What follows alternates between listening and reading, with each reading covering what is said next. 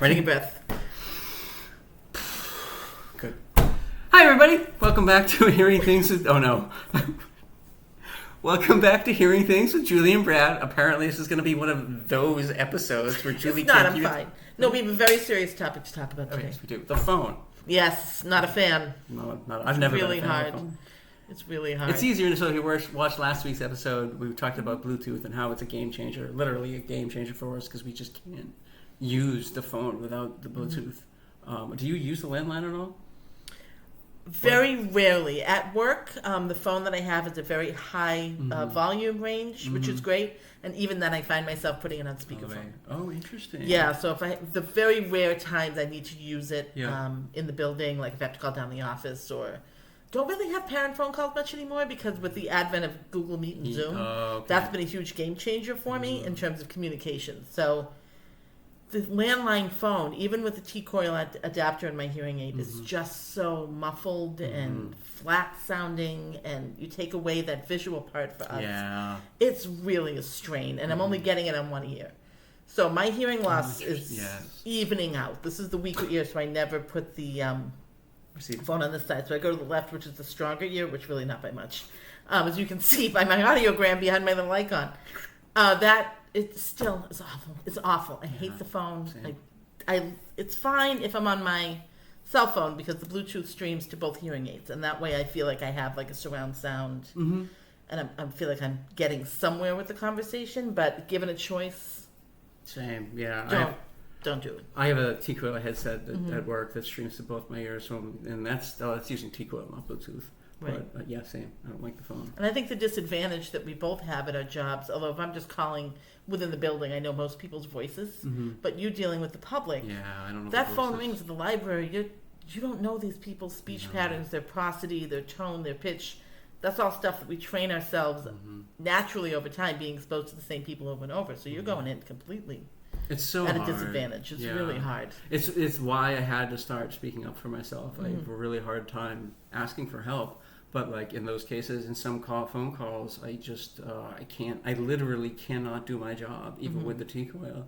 And so luckily, I'm on the desk with Jackie. She's great. I think she's like 21 or something. She's so young, but she's so great. And so like, and anytime the phone rings, I don't even have to ask her. She just gets it, and like she can be like she could be away from the desk, and the phone rings, and she just makes a beeline back, even if I'm sitting there. And I appreciate it so much because the phone is just so hard for me, even with the accommodations. I think something to clarify for folks when we talk about using a landline phone is where we have to position the phone. Oh, yeah. Because if you look here, right, there's nowhere to go. This is all plugged. So if I put it here, we're not getting anything. Right. So we have to do this little yoga move with the phone. I'll pop my hearing aid out. Hold on, so I can show you guys. At least on mine is here, so I know it's kind of hard to see that. But like way up here on the top, I have to get the phone to lean in such a way that the sound will go through the microphone, but then I can't block the microphone because then I have the screeching feedback. Right. So it really is nearly impossible to kind of navigate using a landline phone with the hearing aids. That adds to an already stressful kind of situation we have. I have to say, Google Meet, Zoom, it's been amazing having the face-to-face. This just gives you that extra backup of even though the sound might still not be perfect, I can kind of read people's lips. I can see their facial expressions. I have more of a chance with communication electronically using those kind of context clues that we have to fill in all the time, which has been great. Captions, options, as we see, there they are better than nothing, but we still have the open captions that are, not quite as accurate as we hope they could be. But it's better than nothing, better than the phone. Like I said, it's really, really stressful for both of us. I'm so glad that I started working. I started working really young, so I was in like the early 90s. But like once I got into IT back in 2000, like most communication was through email. And so like now my job, I just do all my communications through email. Like, and I've even gotten to the point where like I'm meeting with a vendor or something for a new software for the library, and the salesman they just want to talk on the phone. And I'm like, you know what? I have hearing problems. I prefer the email, and that's taken me a long time to get to. But like, it's going to make both our lives easier if you just write the damn email. Right. Just cut out the middleman of misunderstanding. Let's just skip that part. Exactly. Let's skip the negotiation, repeating, rephrasing part of the program, and you're going to go right to the send me an email afterwards. So let's just get rid of the phone call and just do that. So, to that point, thinking about the times that we still do need to use the phone, I know you and I have talked about this. Yeah. You had said something to me once in a text or something about one-word greetings. Oh, God, they're so bad. What is that? So, like, hello, right? Or, like, so the basic fundamental conversation. Because I can't hear it. I can't hear it. So, like, the first part when someone speaks on the phone, I only hear the second syllable. Ooh. It's so weird. Is that a hearing loss thing? Or you think that's like a connection? It could be a delay thing. So it could be. So like that's one of the bad things about the Bluetooth is sometimes it's slow and there's a lag, and it has to like jump to get ahead. And so I think sometimes it's there. So I'll say that so we had problems with the library this past week, and I had to call dispatch to get firemen there. I did not hear the word dispatch. Oh, God. And that's all he said. He didn't say, like, how can I help you? He said, you weren't even sure if anyone was on the other end of the line. I heard something. So, like, I heard something. You could have been calling for a pizza. You would know. I mean, hopefully 911 was pretty clear that it went but through. They said dispatch. Because it's not 911, it's dispatch. So it's the non-emergency. It's a different thing. Okay. But, like, they said dispatch. And I knew what I was calling, but a lot of the times people say, like, hello. And I don't like this sometimes when I'll call and not know who's going to pick up the phone. Right. And so I know different voices better than others. And so, like, I'll be, like, all anxious when I'm calling. Like, oh, crap, what happens if this person answers and I'm expecting this person? So, like, but the one word is the worst. I hate it so much. I hadn't thought about that. Yeah, because I don't hear it. I don't hear the word. And, I mean, there's only so many words that people are going to lead a phone call. I'm glad you brought that up because I couldn't figure out a way to introduce like, what the this hell and is not he sound like a thinking? wise ass. Like, it's pretty predictable with our social norms that someone is going to say hello or hi or what.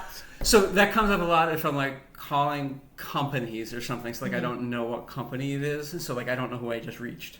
Or like there's a lot of unknown because I don't hear that word. I don't hear the whole word. I hear like one syllable out of it. So like if somebody answers the phone, hi, I have no idea if they actually said anything.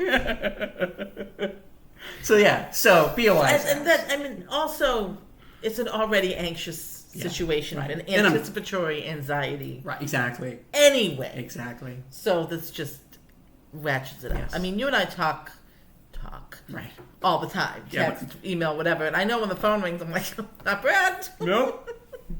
It will never be Brad. No. Never. Yeah, if it's Brad, something is very wrong. No, that's right. I'm like, there's an emergency, and I should probably start running somewhere if you're calling me on the phone because someone's coming to get me. But yeah, no, that's true. So, okay, so that explains the one word greetings. Yeah. Okay, cool. And we talk a lot about repetition and rephrasing, which is so necessary for us to really get most of the conversation and to communicate effectively. But on the phone, like we said, with the sound quality, sometimes that doesn't even help. So now you're really stuck in this already uncomfortable cyclone, and now you don't understand. And now you have to play the game of, I'm sorry, did you say that again? Yeah. Would you rephrase that? And now you're on your third rephrasing and repetition, and then you're really anxious. It just doesn't work. Just email us. Yeah. Text us. Don't call. Unless you're our moms. We don't want to hear from you. Just Exactly. don't call us. I think that's the only person I call is my mom. And so, but you know, I learned how to hear her voice early on. Right. So, conference calls. Oh, I hate conference calls. So like they're so bad because like now you're having to deal with different voices, crosstalk, and then with a conference, whenever you introduce variables in technology, things are going to get break down. And so you have multiple connections to the same phone call, and the quality just goes down. Goes right down. Yeah, so I get it. That's brutal. Luckily, those are fading away with Zoom and Google Meet, so that's a good thing. Similar problem though, right? If you've ever been in a Zoom conversation or a Zoom meeting, there's so much crosstalk because the delay, those cues on who speaks next, is delayed, and so much about conversation is timing. And so just that delay, or if you don't see everybody on the screen, people talk over each other, so it is problematic. So that gets problematic, but I'd still take that over conference call any day of the week. Absolutely. Any day. Yeah, what else we got here? And just... Oh, accents. Yeah, I have trouble with accent. Someone with a thick Boston accent here, I have problems with accent. I thought mine was bad. No, I know, mine's really bad. Yeah, accents get sticky, but I think accents really, whether we're on the phone or in person or on Zoom or Google Meet, it's a whole other way that words are being formed. So we're trying to lip read an accent. It looks very different. The shape of the letters. The shape of the letters look different, so that it's just tough. Yeah, we do the best we can. We do. And when we don't know what's going on, we smile. Just nod and smile. And nod. Go, oh, great. And you just hope to hell that nobody asks you a direct question and get out of the conversation. That's how we do it. So that's phones. Please don't call us. Anything else about phones? I don't like them, but I think we've said that a bunch of times. No, I don't. I mean, yeah. Just so I will say something. So there can be etiquette, right? So I run into this a lot in the library. So if you're in traffic and there's a screaming kid behind you trying to put a book on hold, at least have the common courtesy to hold the phone to your mouth. Because I get so many people that are talking like this or like this. Right. The microphone doesn't pick it up that well. So pay attention to the person you're talking to and use the technology how it is. Yeah. And try to put yourself in a quiet environment. And we understand that like sometimes that's not possible. So do the best you can because we're going to do the best we can. But we could use the help. I hadn't thought about that. Because I don't really do the phone thing as much as you have to with your job, thankfully. Yeah, I know. For now. All right. That's it. Right. So, So you can comment below about phones. If you love talking on the phone, let us know and we'll kick you out of the group. No, I'm kidding. Don't call us. We're not calling you. No, don't have your people call our people. People aren't going to pick up. Email. Always email. Always email or text. Okay. Text is good too. Books. I'm going to go first. You are. Okay, this is awesome. So, yes, go. I always love children's books. I always bring that in as much as I can. Sure. So when I was a kid, I discovered the magnificent author Lois Lowry. And one of my favorite first books I read by her was Anastasia Krupnik. And I was probably like 3rd, 4th grade-ish. Okay. And I identified with Anastasia Krupnik so much. She lived in the Boston area. She had brown hair. She had glasses. She was super smart. She read a lot. She made lists. I still am a list maker to this day, as you know. Yes, constant list all the time. And I just fell in love with that character and the author. And Lois Lowry is amazing. She has all the Anastasia Krupnik books. But then she's done Number the Stars. She's done The Giver. I mean, so many deep, Somewhere to Die, so many deep, incredible stories for kids of the older elementary ages that get into some really complicated and difficult themes. But it started with Anastasia Krupnik. So probably 15 years ago, I was at the reading convention, the Massachusetts Reading Association, whatever it was, the big Massachusetts reading conglomerate for education, reading education. Had a big conference down in Rhode Island, and Lois Lowry was the keynote speaker. So I had to go. I still don't know how to this day I got out of work to do this, but somehow I convinced my principal at the time that I needed to be there. So I got the day off of work and went down. And I watched her speak, and it was like, I mean, it was right up there with seeing Cher, okay? Oh, and that's saying something. And I was like, I can't believe I just heard her speak. And I was like in the 3rd row. I'm like, oh my God, it's Lois Lowry. So I was on my way to the next little breakout session. And I see Lois Lowry walking in front of me. And you know me, I'm like, I'm not missing this opportunity. I followed that woman to the bathroom. Literally, she was going into the ladies' room, and I'm like, I am taking my shot, people, God damn it. I got right up there, I'm like, excuse me, Miss Lowry, excuse me. She's like, I said, I'm so sorry, but I just had to introduce myself and tell you the impact that your books have had on me. I was not missing my shot. Okay, I took it, and I got it, and she probably thought I was nuts. And then I got out of there, and I was just like, you just go, Lois, you do your thing in the ladies' room. I stopped at the door. I didn't actually follow her in, so I have a little bit of a boundary. It was a highlight, one of my highlights of my life. That's awesome. That's fantastic. You cool. gotta seize awesome. That opportunity. Have you seen her since? I haven't. There you go. You had to seize the opportunity. I think that might be why the certified mail came like a week later, and I had to sign a little stalking thing. I think there's a restraining order on me from Lois. But anyway, she's amazing. Lois, if you ever see this, you're still the best. And I just thank you for everything. She's great. I think actually the Number the Stars. I remember I cried for that book when I read it. It was just so emotional. Yeah. I couldn't deal with it, and it was such a good book. We teach it. Well, we did part of our past reading curriculum in 4th grade, and last year I was in a 4th grade classroom, and I taught that book for the first time. And it was really powerful, doing all of that background knowledge and story, and kind of helping kids understand in a way that's relatable and appropriate for their age group. It was a lot of difficult topics to address, but she's just an incredible writer. Absolutely. So, all right, for the win. What do you got? Yeah, so I have, this is going to be weird, so I have Sue Grafton's A is for Alibi. That's old school. So there's a story behind this. Wow. So this book was my nan's, and so she loved the series, and so I started reading it when I was still living at home, because we lived with my nan. You know what my nan's name was? Sue. Lois. No. Was your grandmother Lois Lowry? No, she wasn't. Like a secret. She wasn't. No. No.